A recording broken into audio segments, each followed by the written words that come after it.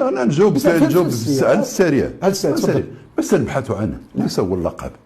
اليوم من يتحدث على مباراه معاداه واعاده مباراه قانونيه لا لا لا لا لا لا ابدا. هذا عمل، هذا لغو ونحن لا نريده. انا كنقول لك انا كمغربي اليوم الا غيجيو يعطيوني اليوم الكاس يخليوه عندهم. انا صادق ما بغيتوش.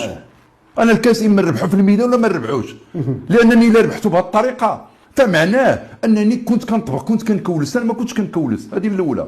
ثانيا لنعرف ان المباراه جرت امام انظار من؟ شكون اللي كان جالس حدا موتسيبي؟ كان جالس انفانتينو رئيس الفيفا. واليوم ما خصناش نفصلوا في كره القدم ما بين مؤسسه ومؤسسه. مؤسسه الكاف بحال اللي كنعرفونا وكنعرفوا جميعا تابعه للفيفا. الفيفا هي المؤسسه الام. الفيفا لا يروقها ما حدث.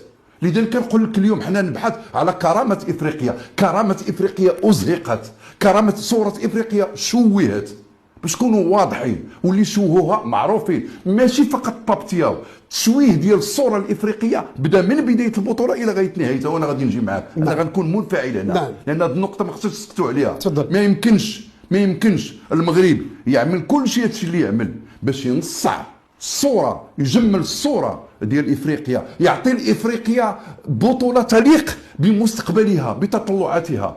يعني تزيد للرؤيه الملكيه. كيف بغى يشوف افريقيا صاحب الجلاله، كيف بغى يشوف افريقيا نهار اللي مشى دخل للمؤتمر الاتحاد الافريقي، عاد اليه قال له انا عائد لكي اجعل من افريقيا تقف على رجليها وتصنع مستقبلها. هذا الكاس افريقيا كتنظم صوره من هذه الاراده الملكيه تجاه، او هذه الحكامه الملكيه تجاه قارته.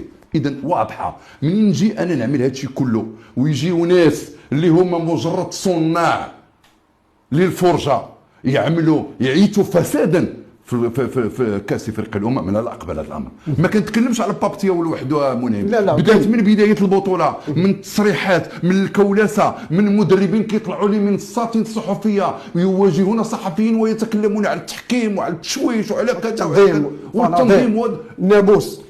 شوف اذا